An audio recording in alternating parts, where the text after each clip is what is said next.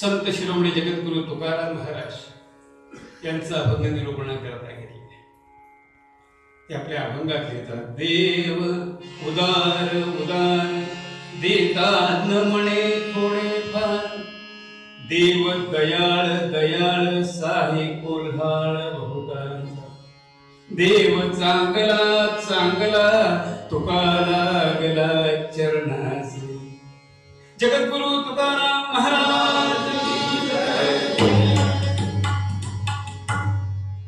शतेषु जायते शूरः सहस्रेषु च पंडितः, वक्ता दशसहस्रेषु दाता भवति वानवा. सुभाषितकार या श्लोकाच्या आधारे अशी सरासरी सांगतात की शूर पुरुष 100त एखादा, पंडित 1000त एखादा, वक्ता म्हणजे ज्याच्या बोलण्याचा दुसऱ्याच्या मनावर चांगला परिणाम होईल असा 10,000त एखादा, आणि दाता याच्या बाबतीत बोलताना मात्र सुभाषितकार मोठ्या संयमानं म्हणाले, दाता भवती वानवा.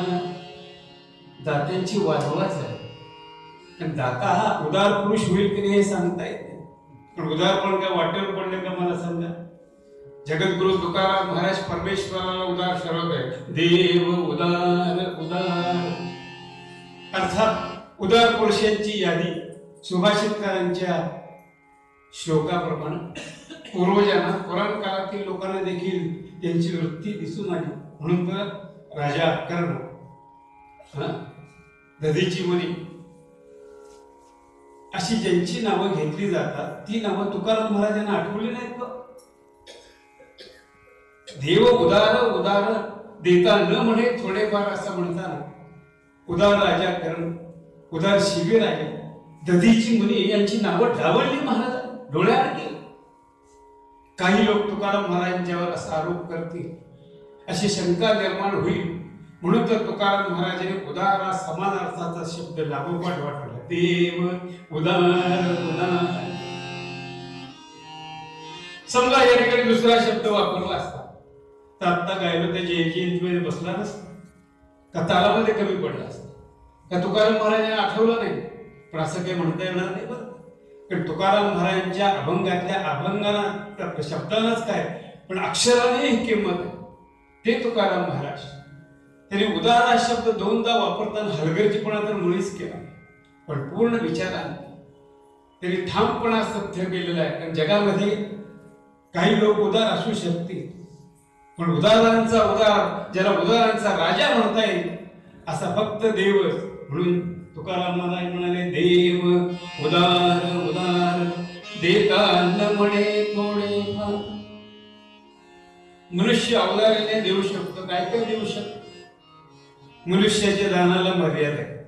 माणूस देऊ शकतो, काय काय देऊ शकतो, दानाची यादीच आहे. पण ते दान अथवा ती दान ही पूर्ण दान ठरत नाही. कारण देणारा पूर्ण संतुष्ट मनानं देत नाही आणि घेणारा सुद्धा समाधानी होत नाही. असं ते दान. सुभाषितकार म्हणाले, न भूप्रदान न गोप्रदान न सुवर्णदान न तथान्न. समजा एखाद्याने जमीन दानात दिली, भूदानाची पद्धत फार पूर्वीपासून आहे बरं का. अगदी सर्वोदयमानेच भूदान वागतात आणि बाकीचे देतात असं नाही. भूदानाची पद्धत फार पूर्वीपासून आहे. राजा बलीकडून भूदान घेण्यासाठी भगवंतांनी दशावतारात वामन अवतार घेतले. पण हे भूदान देखील पूर्ण दान ठरत. समजा जमीन दानात दिली, तरी त्या जमिनीवरचा 7 बाराचा उतार चौक पाहिजे की नाही मला सांग. याचं घेणार उगाच कटकडीत सापडे. न गोप्रदान. समजा एखाद्याने गाय दान केलं तर ते देखील पूर्ण दान ठरत नाही, कारण देणारा तळमळतच देतो. समजा एखाद्यानं खरी खुरी गाय विकत घेऊन ब्राह्मणाला दान करायची ठरवलं, तर आजकाल साध्या गावठी गाय विकत घेऊन ब्राह्मणाला दान करायचे झाले तर खर्चाचा आकडा 1 लाखापर्यंत जाईल. जर्सी होस्तर वगैरे जर गायीचे प्रकार असतील तर हा आकडा 1.5 ते 2 लाखापर्यंत. मग इतका पैसा खर्च करू गाय दान करणारा पूर्णपणे संतुष्ट होत नाही. म्हणून त्याच्याकरता क्षेत्रस्थ ब्राह्मण एक पर्याय शोधून काढले जातात. आपण कुठल्याही क्षेत्रात जा, रामेश्वर जा, काशी जा, इथले जे क्षेत्रस्थ ब्राह्मण असतात ते अनेक प्रकारची दानं करायला सांगतात. त्यात गोप्रदान देखील आहे. आता प्रत्येक गेलेली व्यक्ती, माफ करा, तीर्थयात्रेला गेलेली व्यक्ती एवढा पैसा खर्च करून गाय दान करू शकत नाही. म्हणून गोप्रदाना प्रत्येक 5.25 रुपये. पूर्वी हा आकडा बराच काळ 1.25 रुपयावर स्थिर होता बरं, पण थोडं वाढलं. पण मला सांगा, हे 5.25 रुपये तरी ब्राह्मणाला पूर्ण मिळतात का? नाही मिळत. कारण वरचे 4 आणे चलनात आपणच काढून टाकले. सरकारने नव्या पैशापासून 50 पैशापर्यंत कुठलंही नाणे चलनात काढलेलं नाही. पण हा आगंतुकपणा आपण केला. म्हणून 8 आण्यापर्यंतची नाणी चालतच नाही. म्हणजे वरची 4 आणे खोटे की नाही मला सांगा. म्हणजे ब्राह्मणाला मिळतात ते फक्त 5 रुपये, ते देखील नाण्याच्या दोन्ही बाजू गुळगुळीत नसतील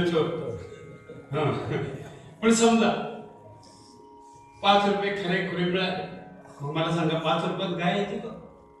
गाईचं नुसतं चित्र जरी विकत घ्यायचं झालं ना तरी 5 रुपये पडायचे. काही लोक याहीपेक्षा बसतात. एकदा काय साथीचा आजार आला आणि एका ग्रस्ताची गाय त्या साथीच्या आजाराला बळी पडली. गाय खाली पडली, तिने पाय दाट केले, मान टाकली, डोळे पांढरे केले, तोंडातून जीभ आली, फेस आला. मग डॉक्टर आले, पशुवैद्य तो आला आणि त्यांनी एकंदर त्या गायीची तपासणी केली आणि म्हणाला, गायीची आशा सोडा, तासावर गाय संपे. झालं. त्या ब्राह्मणाने कुठेतरी गोप्रदानाचं महत्व ऐकलं. याला एकदम आठवण झाली. आणि आपल्या मुलाला हात मारले, बंड्या अरे लवकर ये, आपले पुरोहित आहेत ना, आपले गुरुजी, त्यांना बोलवून घेऊन ये, लवकर जा. बंड्या म्हणाला, बाबा लवकर का? काही नाही, बरेच दिवस मनात होतं की गोप्रदान करावं, आज बरी संधी चालून आली. ही तासाभराने मरणारी गाय आहे ना, ती दान करून टाक. आता तासाभराने मरणारी गाय हा दान करणार आणि तासाभराने गाय मेल्यानंतर त्या गायीचा पुढचा कार्यक्रम उरकायला त्या भटजीलाच फुकटचा दंड नाही का? मला सांग. हे दान ठरेल. माणसाच्या दानाला अशा मर्यादा आहे. अरे मग दान पूर्ण आहे की नाही? आहे तर. म्हणून सुभाषितकार म्हणाले, सर्वेषु दानेषु अभय प्रदान. अभय दाने सर्व दानामध्ये श्रेष्ठ. पण ते दान तुम्ही आम्ही देऊ शकत नाही. अगदी आपण संपत्तीनं, सत्तेनं, रूपानं कितीही श्रेष्ठ ठरलो तरी देखील आपल्या पाठीमागे एखादी एक भीती आहे. अगदी एखादा धाडसी पुरुष म्हणेल सुद्धा की मला कुणाची भीती वाटत नाही, ना माणसाची ना पिशाची. पण एक भीती मात्र हा देह धारण केल्यानंतर प्रत्येकाला असते, ती म्हणजे आपल्या श्रुतिमाऊलीने लिहून ठेवलं, भीयसी मा मृत्यू. मृत्यूची भीती माणसाला नाही ना का? मग मला सांग, जोपर्यंत ही भीती आमच्या मागे आहे तोपर्यंत आम्ही दुसऱ्याला अभयदान कसं देऊ शकतो? तेव्हा अभयदान फक्त ईश्वरच देऊ शकतो. म्हणून जगद्गुरु तुकाराम महाराज म्हणाले, देव उदार उदार देता न म्हणे थोडे. तुकाराम महाराजांच्या अभंगाच्या या पहिल्या ओळीचा अर्थ मी आतापर्यंत आपल्या समोर ठेवला. शिवाय मनुष्याकडून मागताना याचना करावी लागते, विनवणी करावी लागते, तर देणारा देतो. पण ईश्वराकडे काही मागावं लागत नाही. न मागताच त्याने आपल्याला कितीतरी गोष्टी तशाच दिल्या, पण त्याची आपल्याला जाणीव नाही. आपल्या जन्मापासूनचा आढावा घ्या, म्हणजे आपल्याला लक्षात येईल. ज्यावेळेस आपण गर्भरूपाने मातेच्या उदरामध्ये असतो, मला सांगा आपलं पोषण कोण करतं? ते गुणाद्वारे होतं. आपलं संरक्षण कोण करतं? ते गुणाद्वारे होतं. जे जे पदार्थ आईने खाल्ले त्या पदार्थाच्या रसानं त्या गर्भाचं पोषण आहे. बरं, जन्म झाला, आईच्या उदरातून आम्ही बाहेर आलो, पण तोंडात दात नाही. ज्याला वरचं दूध म्हणतात बघा, ते घातलं तर पचेल की नाही शंका आहे, पण अन्न पचवण्याची तर ताकद नाही. अशा परिस्थितीमध्ये आपलं संरक्षण व्हावं याकरता भगवंताने काय योजना केली मला सांगा? कधी मागितलं होतं त्या देवाकडे? एक कवी लिहितात, दंत नसेल तर दूध दे. जोपर्यंत तोंडामध्ये दात नाही तोपर्यंत आपल्या उदरभरणाची व्यवस्था आपल्या मातेच्या कडे. आपले मध्वमनीश्वर एकीकडे वर्णन करतात की हे रामा, तुझे उपकार माझ्यावर खूप आहे, तूच सगळ्या विश्वाचा दाता आहेस. मधुमनीश्वर लिहितात, जननी जठरी रक्षियले मज, जननी जठरी रक्षियले मज, ओसुने पंचही प्राण, रामा तू माझा,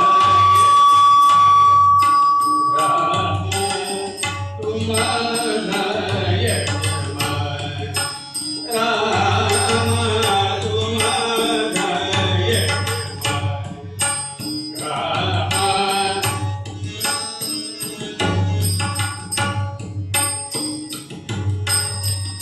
बाहेर येता मातेच्या स्तनी, बाहेर येता मातेच्या स्तनी, पय केले निर्माण, रामा पय केले निर्माण, रामा तू माझा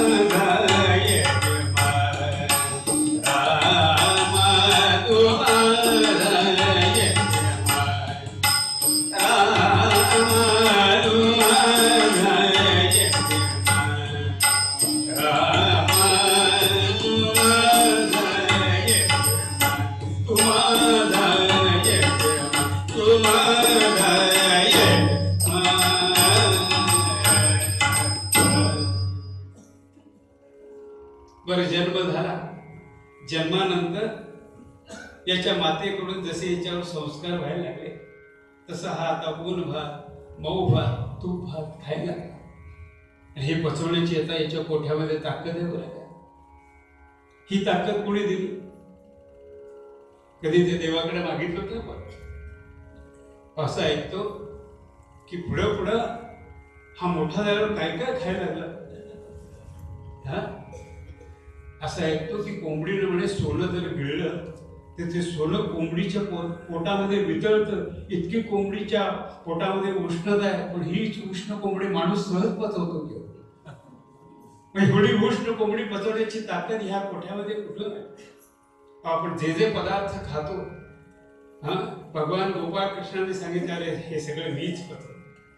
आपले उदरामध्ये जो जठराग्नी आहे ना, त्या जठराग्नीच्या रूपाने माझी शक्ती कार्य करते. अहं वैश्वानरो भूत्वा प्राणिनां देहमाश्रिता, प्राणापान समायुक्ता पचामन्यं चतुर्विधम्. आपल्या रोजच्या आहारात 4 प्रकारचे जर पदार्थ असतील ना, तर माणसाचं आरोग्य उत्तम राहतं. ते 4 प्रकार कुठले? तर भक्ष्य, चेष्य, लेच आणि भोज्य. भक्ष्य म्हणजे चावून खायचे पदार्थ. पोळी आहे, भाकरी आहे, आपल्या गरीबाच्या घरचे काजू म्हणजे शेंगदाणे ते आहे, कच्ची काकडी आहे, गाजर आहे. तात्पर्य चावून खायचे पदार्थ म्हणजे भक्ष्य. चेष्य म्हणजे चोखून खायचे फळ. हंगामाप्रमाणे जे वर्षभरात मिळतात ना, वर्षभर मिळणारी संत्री, मोसंबी, मे महिन्यात मिळणारा आंबा, श्रावणामध्ये मिळणारी सीताफळ, रामफळ. तात्पर्य चोखून खायची फळं म्हणजे चेष. लेच म्हणजे चाटून खायचे पदार्थ. आंब्याच्या लोणच्याचा खा, मिरच्याचा खा, काय तोंडाला पाणी सुटलं ना. असं जरी कोणाच्या तोंडाला पाणी सुटलं असलं ना, तरी चिंता करण्याचं कारण नाही. मी तर जाऊन पुढे असं म्हणेन की ज्याला नुसत्या कल्पनेने, नुसत्या वासानं, नुसती वस्तू बघितल्यानंतर तोंडाला पाणी सुटतं, त्याचं आरोग्य उत्तम आहे असं समजायला हरकत. गोपाळ कृष्ण भगवान. साठून खायचे पदार्थ म्हणजे लेट. आता शेवटचा प्रकार राहिला तो म्हणजे भोज. म्हणजे जेवणामध्ये पेय, दूध, ताक वगैरे. जेवणात जेवणापूर्वीचं पेय वेगळं. ते बहुतेकांना माहीत असेल, पण ते गीतेला माहिती आहे. गोपाळ कृष्ण भगवान. तेव्हा असे हे 4 पदार्थ जर आपल्या आहारात असतील तर माणसाचं आरोग्य उत्तम राहू शकतं. मग मला सांगा, हे 4 प्रकारचे पदार्थ आपल्या उदरामध्ये कोण पचवतो? जठराग्नीच्या रूपाने भगवंताची शक्ती हे कार्य करते. कधी मागितलं होतं हे त्या देवाकडे आपण? कधी लाटणं मोर्चे गेले का कधी अर्ज केले त्या देवाकडे? ह्या गोष्टी न मागता भगवंताने आपल्याला दिलेल्या आहेत. एकंदर आपण विचार केला तर आपल्याला रोज लागणार स्वच्छ पाणी, स्वच्छ हवा, स्वच्छ अन्नधान्य, आपल्याला लागणारा प्राणवायू सुद्धा कोण देतो? कोण पुरवतो देतो? ज्या सूर्यनारायणाचा अमुक वाजून अमुक मिनिटाने उदय होणार असं पंचांगात लिहिलेलं असतं. मग रुईकर पंचांग असेल, टिळक पंचांग असेल, दाते पंचांग असेल, त्या पंचांगात लिहिल्याप्रमाणे तो वेळेवर होतो बरं. आणि म्हणून तर आपल्याला स्वच्छ पाणी, स्वच्छ हवा, स्वच्छ अन्नधान्य, आपल्याला लागणारा प्राणवायू देखील मिळतो. या गोष्टी आपण भगवंताकडे कधी मागितले होते का? ह्या भगवंताने आपल्याला न मागता दिलेल्या गोष्टी आणि न मागता देतो ना त्यालाच देव असं म्हणतात. म्हणून जगद्गुरु तुकाराम महाराज म्हणाले, देव उदार उदार देता न म्हणे थोडे. ईश्वराने दिलेल्या या गोष्टीवर आपल्या मनामध्ये ही जाणीव नित्य असावी की भगवंताने आपल्याला न मागता दिले, यातून आपण भगवंताचे उत्तराई कसे होऊ याचा विचार आपल्याला या मनुष्य जन्मामध्ये करायचा. आणि ती जर उत्तराई व्हावीशी वाटत असेल तर त्या भगवंताविषयी तळमळीची निष्ठा जाणीव, बस दुसरं काही नाही. आता त्याच्याकडे काय मागायचं? भगवंताने आपल्याला रूप दिलाय, ऐश्वर्य दिलाय, सत्ता दिली, संपत्ती दिली. आता त्याच्याकडे काय मागायचं? सुंदर देह दिला, विचार करण्याची बुद्धी दिली.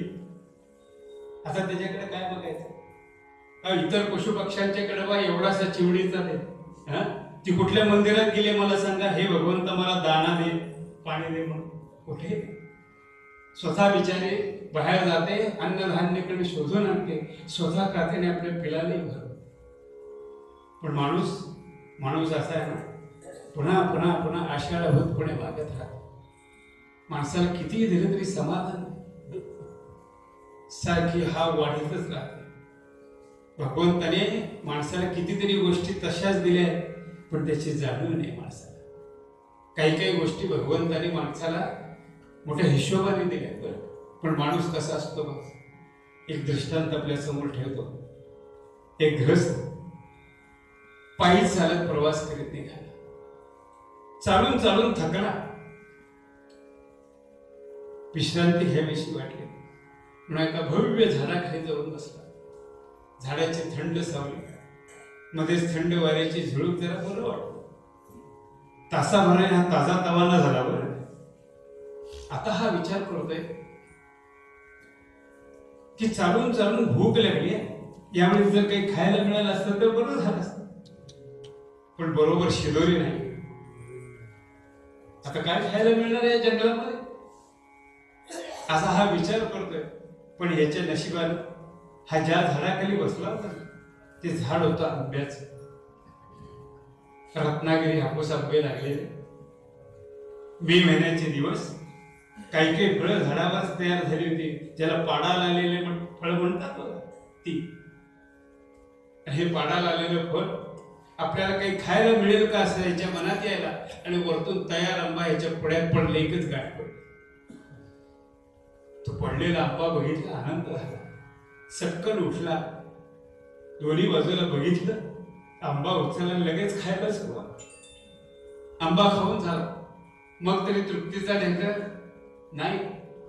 आता हा असा विचार करायला लागला की भगवंताने हा जो आंबा बनवलाय ना, फार चांगला बनवलाय.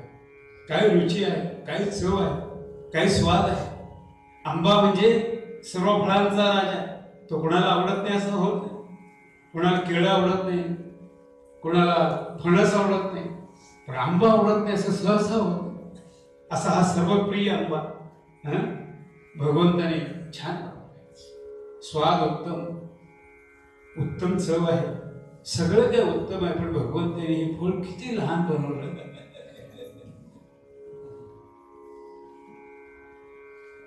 भगवंताने कंजूसी केली. हा जर आंबा मोठा बनवला असता तर न आवडणारा भोपळा केवढा बनवलाय. हा, देव चुकला. आंबा लहान बनवला आणि भोपळा मोठा बनवला. आता मला सांगा, भोपळा कोणाला आवडतं?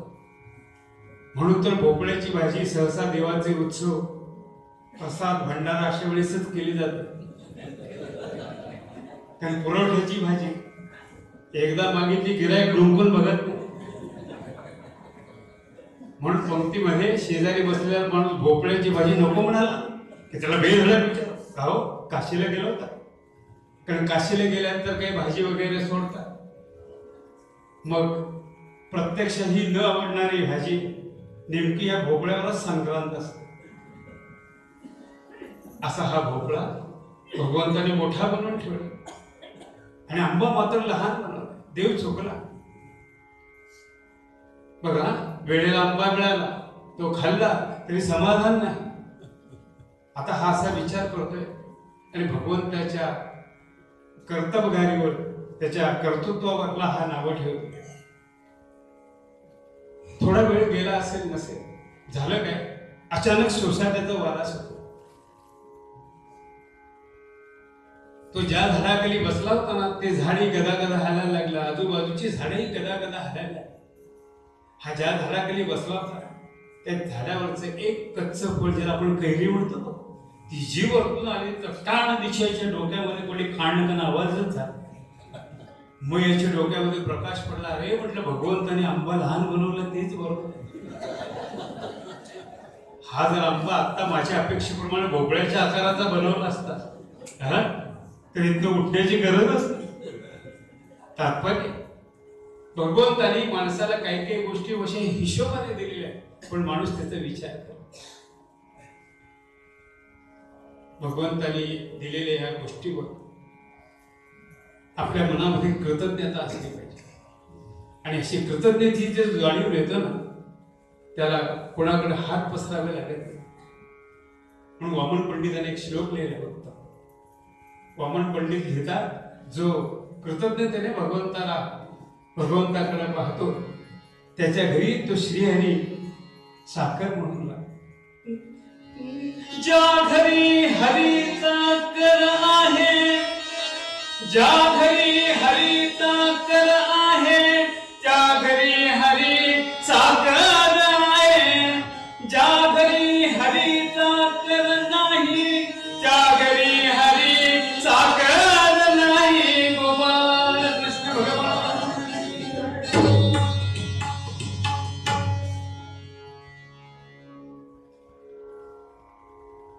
जो भगवंताला स्वतःच्या प्रेमानं बांधून ठेवतो ना, त्याच्याकरता तो श्रीहरी काय करणार?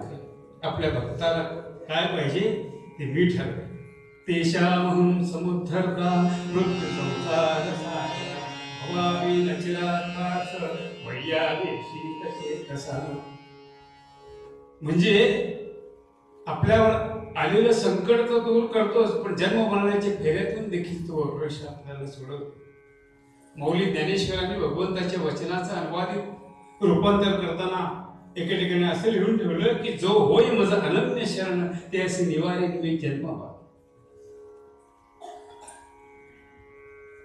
आणि हे सगळं भगवंतच करणार. म्हणून जगद्गुरु तुकाराम महाराज परमेश्वराला नुसतं उदाहरण म्हणत नाही, तर उदारांचा उदार नव्हे, उदारांचा राजा असं म्हणतात. म्हणून तुकाराम महाराज म्हणाले, देव उदार उदार देता न म्हणे थोडे. एक राजा शिकारी करता म्हणून वनामध्ये गेला. बरोबर त्याचे अंगरक्षक आहे, सेवक आहे. शिकारी करता वनामध्ये गेला. वनामध्ये अशी परिस्थिती निर्माण झाली की शिकार करता करता करता राजा एका बाजूला आणि त्याचे सेवक एका बाजूला, अशी परिस्थिती निर्माण झाली. माध्यानीची वेळ. तुका म्हणे, संन्याशीने माध्याने काही तोडलं असेल. राजा असला म्हणून काय, राजाला भूक लागली. राजा मनाशी विचार करतोय, भूक तर लागली, शिदोरी सेवकाकडे राहील, आता काय करावं. म्हणून राजा इकडे तिकडे पाहतोय, कोणी दिसतं का. तेवढ्या त्या राजाला एक मेंढपाळ दिसला. राजाने हाक बोलले, ए बाबा इकडे. अरे इथं जवळपास कुठे वस्ती आहे काय? तुम्हाला का बरं वस्ती का नाही? म्हटलं माध्यान्हाची वेळ झाली, 2 घास खायला 2 घोट पाणी मिळालं तर पाहिजे बाबा. मेंढपाळाने सांगितलं, नाही इथं जवळपास वस्ती कुठं नाही, पण माझ्याकडे शिदोरी आहे ना, मी ह्यातलं देऊ शकतो. चालेल. राजा म्हणाला, चालेल, भूकच लागलेली होती. आणि मग ह्या मेंढपाळाने आपल्या शिदोरीतल्या 2 भाकरी काढल्या. एक मी आऊट अशी भाकरी बरं का, नारायणपेठेतले भुलके नाही. 10-20 खाली तर पत्ताच लागला. पण ह्याची एक भाकरी अशी जाड झूड, एक मी आऊट अशी भाकरी, त्याच्यावर तो चटणीचा गोळा. आपलं असलं राजाला खाऊन कुठं मिळतो? दुधा तुपातलं खाणारा हा राजा, पण वेळेला करतो काय? ती भाकरी कशी तरी गिळली, भोपळ्यामध्ये भोपळा करून पाणी ठेवलेलं, त्यातलं पाणी प्यायला, तृप्तीचा ढेकर दिला. आणि मनात असं आलं की अरे वेळेला हा मेंढपाळ आपल्याला उपयोगी पडलाय, तेव्हा या मेंढपाळाला काहीतरी बक्षीस मिळायला पाहिजे. पण शिकारीच्या वेशात आल्यामुळे राजाकडे आत्ता काही नव्हतं. त्याने काय केलं, खिशातला रुमाल काढला आणि तुझ्या मेंढपाळाच्या हातावर ठेवला आणि म्हणाला, हे बघ, हा ओळखीचा रुमाल घेऊन तू या प्रांताचा जो राजा आहे ना, त्याच्याकडे ये, म्हणजे तुला काय पाहिजे ते मिळेल. राजा सांगतो बरं. पण शिकारीच्या वेशात आलेला राजा ओळखू शकला नाही. राजाने दिलेला तो रुमाल त्याने आपल्या जवळ ठेवला आणि राजा राजवाड्यात निघून गेला. आणि हा मेंढपाळ तो रुमाल घेऊन आपल्या झोपडीमध्ये आला आणि एका मडक्यामध्ये टाकून दिला. काही दिवसांनी तर विसरही पडला. पण जसे आपण सणावाराला घराची साफसफाई करतो, कुठल्याही सणाला, तसं ह्याला झोपडीची साफसफाई करावीशी वाटली. साफसफाई करता करता करता त्याला मडक्यामध्ये जो रुमाल दिसला, चटकन आठवण झाली राजा बोलण्याची. तो रुमाल घेतला आणि मनाशी म्हणतो, बघूया नशिबाची परीक्षा, काय मिळालं तर घेऊन येऊ. म्हणून तो ओळखीचा रुमाल घेऊन हा राजवाड्याकडे निघाला. तिथल्या सेवकाने तो रुमाल बघितला ओळखीचा आणि त्या सेवकाने थेट प्रधानांपर्यंत आणून त्याला सोडलं. आणि मग प्रधानाने राजा ज्या ठिकाणी मंदिरामध्ये बसला होता त्या ठिकाणी आणून बसवला. हा मेंढपाळ पाठमोरा बसलेला आहे, त्याच्या पाठीमागे बसलाय आणि राजा मोठ्या तन्मयतेनं पूजा करतो. देवाकडे हात जोडून राजा प्रार्थना करतोय. पूजा झाली, नैवेद्य झाला, आरती झाली आणि राजा परमेश्वराला हात जोडून प्रार्थना करतोय, हे भगवंता, तुझ्या कृपेनं माझं राज्य उत्तम रीतीनं चाललंय, ते असंच चालू, मुलं बाळ संसार उत्तम चालला, तो असंच चालू आहे, कुठल्याही गोष्टीची कसलीही कमतरता नाही.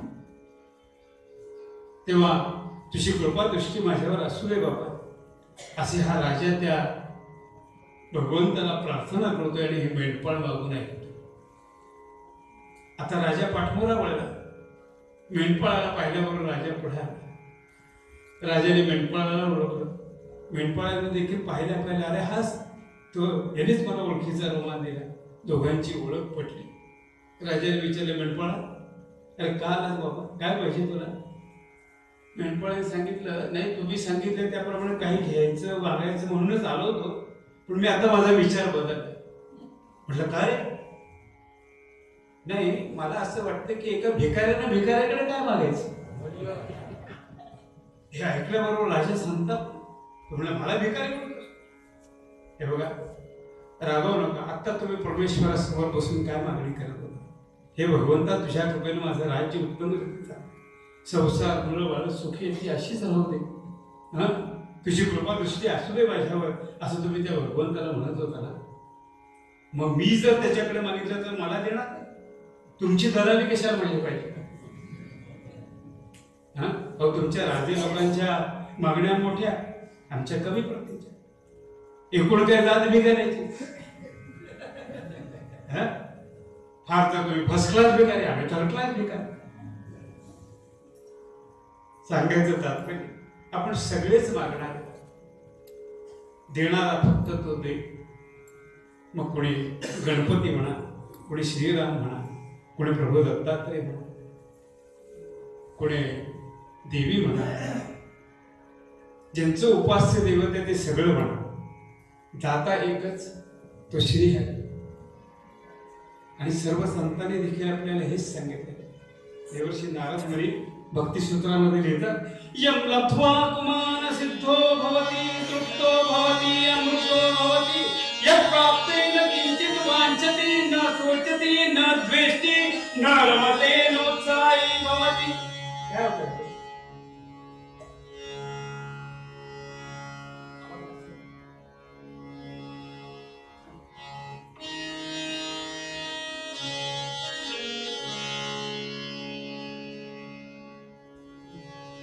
यम लब्ध्वा कुमान सिद्धो भवति तृप्तो भवति अमृतो भवति यत् प्राप्तेन किंचित वांछति न सोचति न द्वेष्टि न रमते नोत्साही भवति.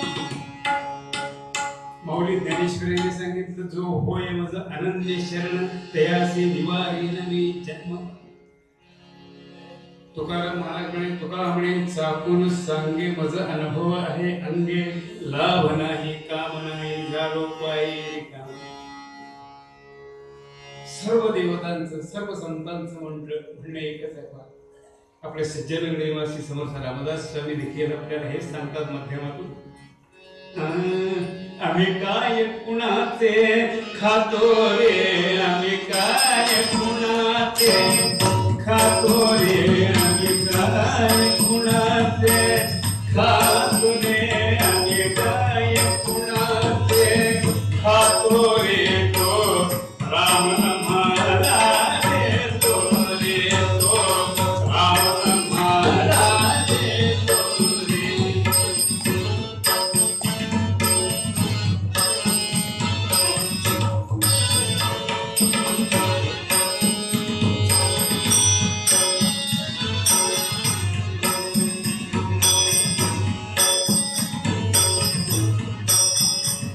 बांधिले बुरुज किल्ल्याचे तट, बांधिले बुरुज किल्ल्याचे तट, तयाच फुटतील पिंपळावट, तयाच फुटतील पिंपळावट, तयाना तोड पाणी घालतो रे, तो राम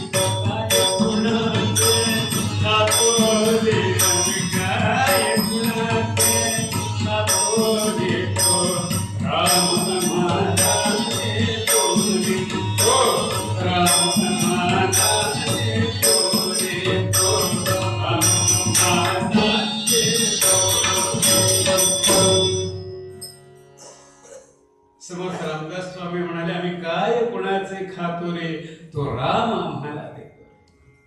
सर्व संतांचं मत एकच आहे. पहा, तात्पर्य देणारा फक्त तो श्री आहे. भगवंताशिवाय दुसरा कोणीही दाता ह्या पृथ्वी तलावरती नाही. म्हणून जगद्गुरु तुकाराम महाराजांच्या मूळ अभंगात म्हणाले,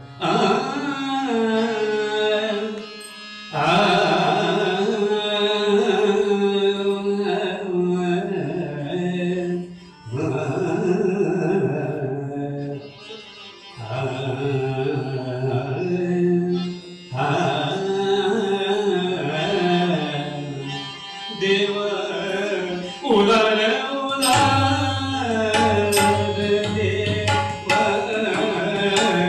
उलाल उलाल